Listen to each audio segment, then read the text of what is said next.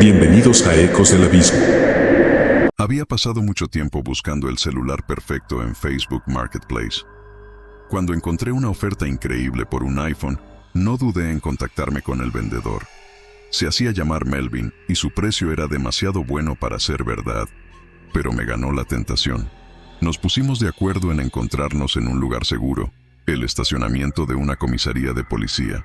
Me sentía algo nervioso, pero la idea de hacer el trato en un lugar tan público me daba algo de tranquilidad. Lo que no sabía es que esa noche no terminaría como esperaba, sino que me arrastraría a una pesadilla de la que aún me cuesta recuperarme. Salí de casa con la sensación de que todo estaba bajo control. Incluso invité a mi amiga Martina a acompañarme para hacer el viaje más llevadero. «Será un paseo tranquilo», le dije, sin saber lo equivocado que estaba. Cuando llegamos al lugar acordado, el estacionamiento de la comisaría estaba casi vacío. Solo había algunos autos de policía estacionados, pero ni rastro de Melvin o su supuesto auto negro. Decidí llamarlo para confirmar su ubicación. Al contestar, su voz sonaba nerviosa. Me dijo que su auto había fallado y que estaba varado a unos minutos de allí, en una carretera cercana, rodeada de árboles. Me pidió que lo ayudara a saltar su batería con cables. Algo en su tono me hizo dudar, pero habíamos manejado por casi una hora. No quería regresar sin al menos intentar hacer el trato. Contra mi mejor juicio, accedí a conducir hasta su ubicación. Martina, claramente incómoda, me miraba con preocupación. «Esto no me gusta, es demasiado raro», me dijo. Yo intenté tranquilizarla, pero la verdad es que sentía un creciente nudo en el estómago. Nos acercamos al lugar que Melvin había indicado. Era una carretera desolada, sin luces y flanqueada por bosques oscuros. Finalmente, vimos un auto negro al costado de la vía, pero no había nadie a la vista.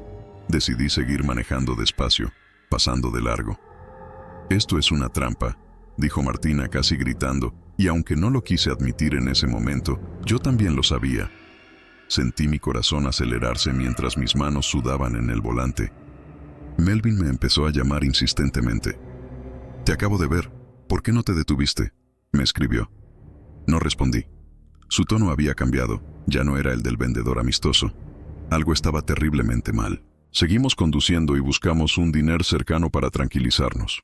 Martina no dejaba de repetir lo afortunados que éramos por no habernos detenido. Cuando entramos al diner pensé que ya estábamos a salvo, pero entonces lo vi. Un hombre con una capucha sucia entró al lugar y se sentó en el mostrador. No podía estar seguro, pero mi instinto me decía que era él. El hombre lanzaba miradas rápidas hacia nuestra mesa, lo suficiente para hacerme sentir expuesto. «Ese tipo nos está siguiendo», susurré a Martina, quien intentaba no mirarlo. Decidimos pagar rápidamente e irnos, pero mientras lo hacíamos, el hombre se levantó de su asiento y caminó hacia la salida. Mi corazón latía a 1000 por hora. Estábamos siendo cazados. Apenas salimos del diner, nos subimos al coche y arranqué. Vi por el espejo retrovisor cómo el hombre salía tras nosotros, apresurando el paso. No había tiempo para perder. Conduje a toda velocidad, pero justo cuando pensaba que habíamos escapado, la luz de advertencia de baja presión de los neumáticos apareció en el tablero. El aire estaba escapando rápidamente de uno de los neumáticos. Me detuve en la autopista para revisar. El neumático estaba rajado. Sin duda, alguien lo había cortado. Estábamos varados en medio de la nada y quienquiera que fuera nos había encontrado. Mientras cambiaba la llanta con manos temblorosas, no dejaba de mirar a mi alrededor, esperando ver ese auto negro aparecer de nuevo. No sabía si saldríamos vivos de esta noche. Conseguí cambiar la llanta en un tiempo récord, pero no pude dejar de sentir que estábamos siendo observados. Subimos rápidamente al coche y, sin decir una palabra, aceleré por la autopista. Solo queríamos alejarnos de ese lugar lo más rápido posible. Nunca llegamos a ver de nuevo al hombre de la capucha ni al auto negro. Pero el miedo que nos quedó fue suficiente. Esa noche aprendí que algunas ofertas simplemente no valen el riesgo. Desde entonces, nunca más volví a usar Facebook Marketplace. Bienvenidos a Ecos del Abismo. Hace unas semanas, decidí redecorar mi apartamento y, para ahorrar un poco de dinero, busqué muebles y objetos decorativos en Facebook Marketplace.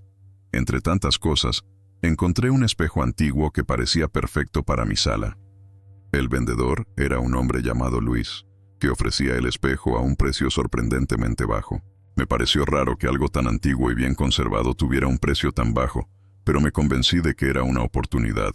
Acordamos encontrarnos en su casa, ya que el espejo era demasiado grande para que lo trajera en su coche. Llegué a la dirección que me había dado Luis. Era una casa vieja en las afueras de la ciudad, rodeada de árboles y con una sensación de abandono. Dudé por un momento, pero decidí estacionar y bajar del coche. Toqué la puerta y me abrió un hombre mayor, con una sonrisa que me pareció demasiado amplia para lo que era una simple transacción. «El espejo está en la sala, sígueme», dijo con una voz ronca. Cuando entré, el interior de la casa era aún más oscuro y extraño de lo que imaginaba. Pocas luces, muebles antiguos y un silencio incómodo. «Ahí está», dijo señalando el enorme espejo cubierto por una sábana blanca. Levanté la sábana con cuidado y ahí estaba. El espejo era mucho más grande de lo que parecía en las fotos, y su marco de madera tallada estaba cubierto de intrincados detalles. Pero había algo inquietante en su reflejo. Por un momento, juré que vi una sombra moverse en el reflejo, pero cuando volteé a mirar detrás de mí, no había nada.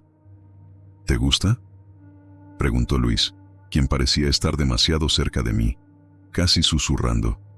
Aunque sentí una incomodidad creciente, asentí. «Sí, me lo llevaré», respondí, intentando actuar con normalidad. Luis me ayudó a cargar el espejo hasta mi coche, y rápidamente pagué y me fui. Esa noche, cuando coloqué el espejo en la sala, empecé a notar cosas extrañas. Cada vez que pasaba por delante de él, sentía que mi reflejo no seguía mis movimientos. Era como si hubiera un leve desfase, casi imperceptible. Una madrugada, me desperté de golpe. Había una sensación extraña en el ambiente, como si alguien me estuviera observando. Miré hacia la sala desde la puerta de mi habitación y lo vi. Mi reflejo en el espejo, pero estaba de pie, mirándome, mientras yo aún estaba en la cama. Mi corazón comenzó a latir con fuerza. Me levanté lentamente sin apartar la vista del espejo. El reflejo seguía allí, observándome con una expresión que no era la mía. Me acerqué, casi hipnotizado, y al llegar frente al espejo, el reflejo sonrió. Grité y me alejé corriendo. Algo no estaba bien, eso no podía estar ocurriendo. Decidí cubrir el espejo con una manta y tratar de olvidar lo que había visto, pero la sensación de ser observado persistía. Los días siguientes, noté que cosas pequeñas en mi casa se movían de lugar. Abría los cajones y los encontraba vacíos o desordenados, como si alguien más estuviera allí. Hablé con Luis para pedirle explicaciones, pero su número ya no estaba activo y su perfil de Facebook había desaparecido.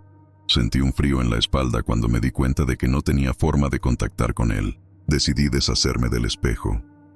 Lo llevé al basurero más cercano y lo dejé ahí, con la esperanza de que eso acabara con todo.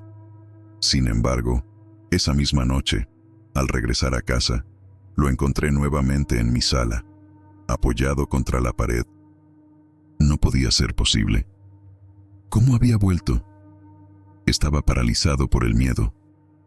En ese momento, escuché un susurro.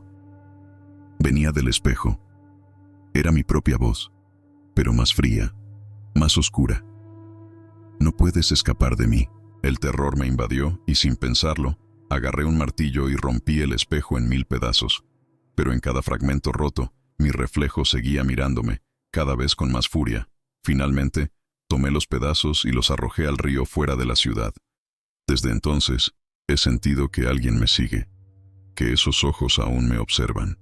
No he vuelto a comprar nada en línea y nunca más quiero ver otro espejo en mi vida. Pensé que destruir el espejo sería el final, pero no lo fue. Esa sensación de ser observado sigue persiguiéndome a todas partes. A veces, cuando paso por una ventana o el reflejo de un charco en la calle, veo esa sonrisa, esa misma que vi aquella noche. Quizá el espejo nunca se fue del todo. Quizá, de alguna manera, me llevé algo conmigo, y ahora no hay forma de escapar. Bienvenidos a Ecos del Abismo.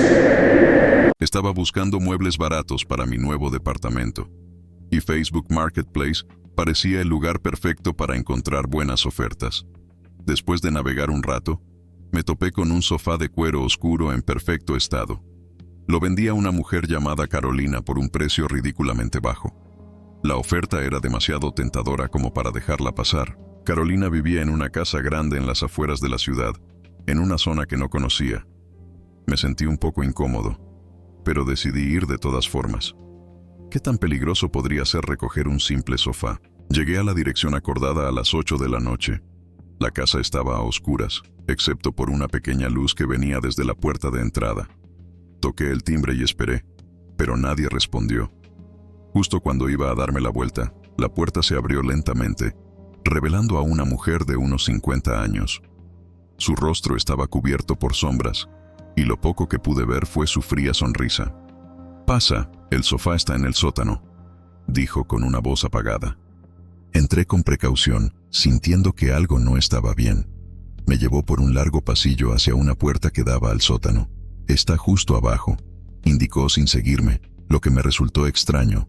Bajé las escaleras y ahí estaba, un sofá de cuero enorme y antiguo, cubierto de polvo, pero con un aspecto elegante.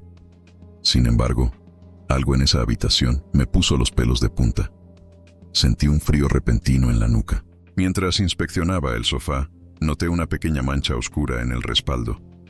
Al acercarme, vi que no era suciedad, sino algo seco y rojizo. Parecía sangre, aunque traté de no darle demasiada importancia.